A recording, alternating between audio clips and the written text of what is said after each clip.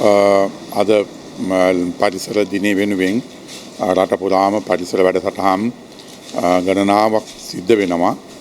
ඒ අනුව කෘෂිකර්ම අමාත්‍යාංශ විදිහට අපි අමාත්‍යාංශයේ සංකේතාත්මකව ඒ පරිසර දිනේට සමගාමීව පරිසරයට දායක වීමක් තමයි අද සිද්ධ කළේ.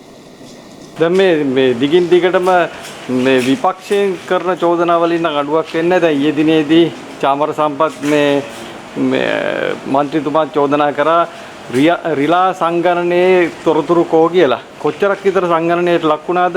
ඇයි ඒකේ තොරතුරු එළියට දාන්නේ නැත්තේ? කොහොමද තොරතුරු? සංගණනයට අදාළ තොරතුරු ලබා ගන්න පුළුවන්. ඊට අදාළ කමිටුවක් පත් කරලා තියෙනවා අපේ අමාත්‍යාංශයේ මූලිකත්වයේ යටතේ. ඒ තුල පරිසර අමාත්‍යාංශෙත් නියෝජනය වෙනවා.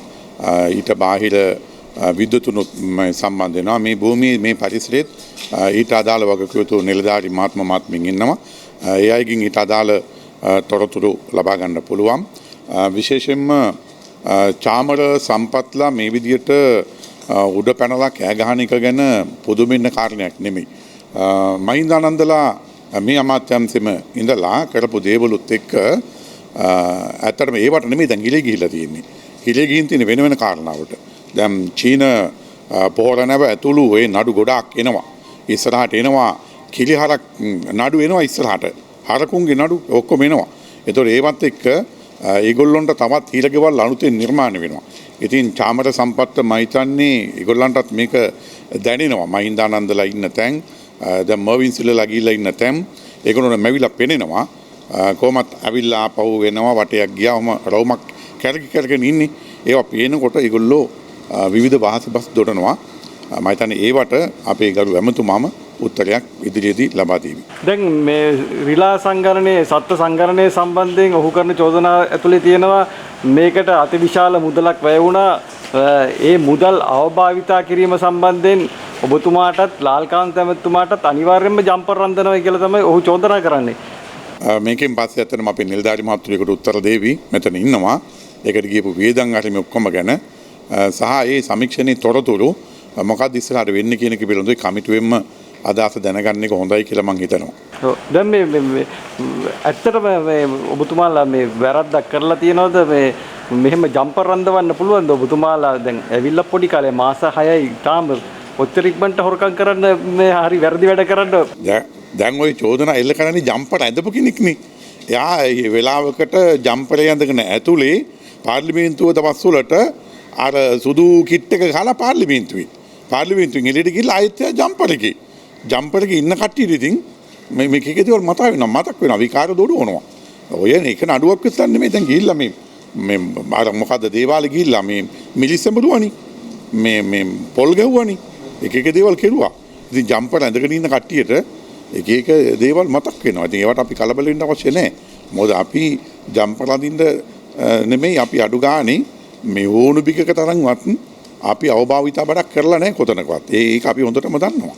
නේ ඒගොල්ලන්ට පුළුවන් එහෙමනම් ඇයි චාමර සම්පත්ලා ඉතින් ඔක දොඩ ඉන්නේ පාර්ලිමේන්තුවේ කියා ඉන්නේ අභිරුද්ධ තියෙනවා නම් චෝදනාවක් ගිහිල්ලා අයිල්ල කරන්නකෝ මේ පැමිණිල්ල බාර දෙන්නකෝ ඇයි එහෙම කරන්නේ නැතුව එහෙම කරන්නේ නිකන් පාර්ලිමේන්තුවට ගිහිල්ලා වෙලා මේ දොඩවන කාරණා අපි ගණන් ගන්න අවශ්‍ය නැහැ.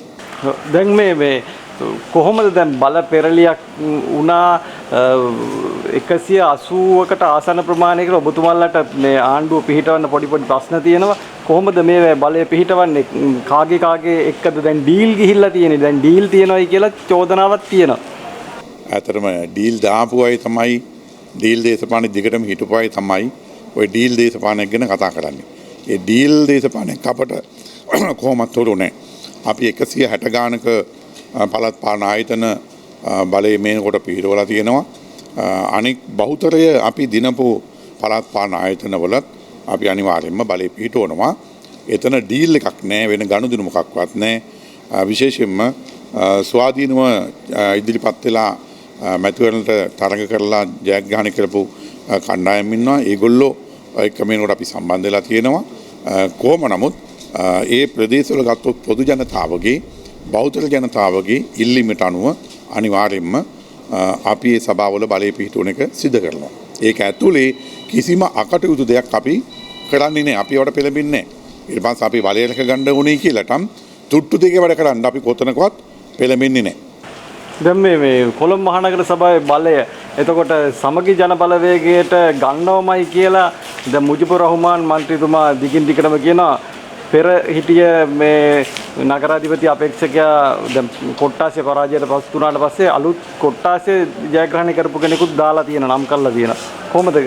අනේ ඕවා දොඩවන්න කලින් මුජිබුර් රහ්මාන්ලා සජිත් ප්‍රේමදාසලා ඔය ඔක්කොටම අපි කියන්නේ ඕගොල්ලෝගේ ඇතුලේ තියෙන ප්‍රශ්න ටික බේරගෙන ඉන්නකෝ අප්පා. දැන් ඒකාට එක නෑනේ. පක්ෂයේ සභාපතිලා ඉන් වෙනවා, ලේකම්ලා ඉන් වෙනවා, සංවිධායකයෝ ඉන් වෙනවා, ඉල්ලාස් වෙනවා, එක්කොට එකෙක් නෑ, කෙල ගන්නවා, අර ගන්නවා. අඩු ගානේ කොළඹ මහනගර සභාවට ඉදිරිපත් කරපු ඕගොල්ලෝගේ නගරාධිපති අපේක්ෂකයා පරාදයිනේ. එයත් පරාදයිනේ. එතකොට ඕගොල්ලෝ 29ක් නේ තියෙන්නේ. മന്ത്രി දුර 29ක් තියාගෙන මේ බයිල ගහනවා. ඉතින් ඒ හින්දා ඕවා බේරගන්න කලින් ඇතුලේ ප්‍රශ්න ටික බේරගෙන හිටියා නම් හොඳයි කියලා අපි හිතනවා.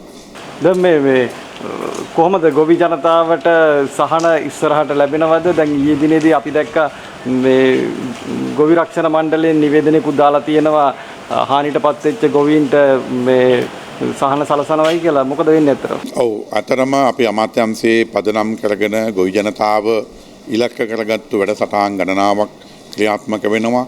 මිලියන 78,000ක් මේ දෙසැම්බර් වල කලින් වියදම් කරන්න වෙන් කරලා තියෙනවා වාරි පද්ධතිය වලට. ඒ වැඩසටහන් අපි ආරම්භ වෙලා තියෙනවා. අදත් අම්පාර දිසීකේදී ලාල්කාන්ත ඇමතුමාගේ මූලිකත්වයෙන් ඒ ක්‍රියාවලියකට අත ගහනවා. ඒ වගේම තමයි සහනාධාර වැඩසටහන් මේ වෙනකොට ඉදිරියට අවිල්ලා තියෙනවා. වෙනදාට වඩා වැඩි වෙලා තියෙනවා.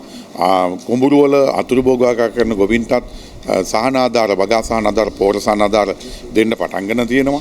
සුළු අපනයින භෝග වගා කරන ගොවින්ට භෝග 14ක් සඳහා සහනාධාර විශේෂ සහනාධාර දෙන වැඩසටහන් ඉදිරියට දියත් වෙන්න පටන් ගන්න තියෙනවා. මේ ආදි වශයෙන් කිලිසෙත්ට අදාළව ගත්තොත් පසුසෙත්ට අදාළව ගත්තාමත් වැඩසටහන් ගණනාවක්. ඒ නිසා අපේ රටේ එක මීටරට ගොවි බිමට වැඩසටහන යටතේ මේ ආදි වශයෙන් කුෂිකර්මාන්තේ නවෝදයක් ප්‍රබෝධයක් නිර්මාණය කිරීමට අදාළව අපේ අමාත්‍යාංශයේ අපි සියලු දෙනා අපේ නිලධාරි මාත්මීන් සියලු දෙනාම බොහොම ඒකාබද්ධව උනන්දුවෙන් මේ නොකොට වැඩ කටයුතු කරගෙන එනවා. අනිවාර්යයෙන්ම අපේ රටේ කුෂිකර්මාන්තේ නව පෙරලියකට අනිවාර්යයෙන්ම අපි මේ අමාත්‍යාංශය ඉදිරියට මෙහෙවනවා. හොරු අල්ලන වැඩේ අර ලිස්ට් එකක් තියෙනවා කිව්වා මේ විමල් වීරවංශ ඇමතුමක් කිව්වා මේ හිටපු අමාත්‍යතුමා කිව්වා මේ 40ක් විතර ඉන්නවා කියලා. දැනට ලිස්ට් එකේ දැන් කවුද මේ ඊළඟට ඉන්නේ? ඒ ලිස්ට් එක ගැන විමල් වීරවංශකින් ඇහුවා නම් හොඳයි කියලා අපි හිතන්නේ. මොකද විමල් වීරවංශලාටත් මේනකොට නිින්ද යන්නේ නැහැ. රැට අඩ නිින්දෙන් හීනුනුත් පේන්නේ මේවා තමයි. ඇතුළට යන්නේවා එනේවා ජම්පර ගහනේවා උසාවිය යන්නේවා මේවා තමයි ඒගොල්ලන්ට පේන්නේ. ඉතින් ඒ නිසා ඔයක 40ක් වෙන්නත් පුළුවන් ඊට වැඩි වෙන්නත් පුළුවන්.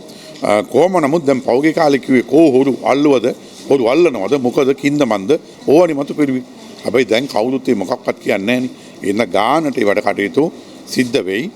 හොරකම් කරපු මේ රටේ අපේ රටේ ජනතාවගේ සල්ලි කාබාසිනිය කරපු සම්පත් විනාශ කරපු කිසි කෙනෙකුට ගැලවීමක් නැහැ. අධිකරණ පද්ධතිය ස්වාධීනව ඊට අදාළ කටයුතු කරගෙන යනවා. ඒවට ඉංගිලි ගහන්න කෝරු ගහන්න අපි කිසිසේත්ම මැදිහත් වෙන්නේ නැහැ.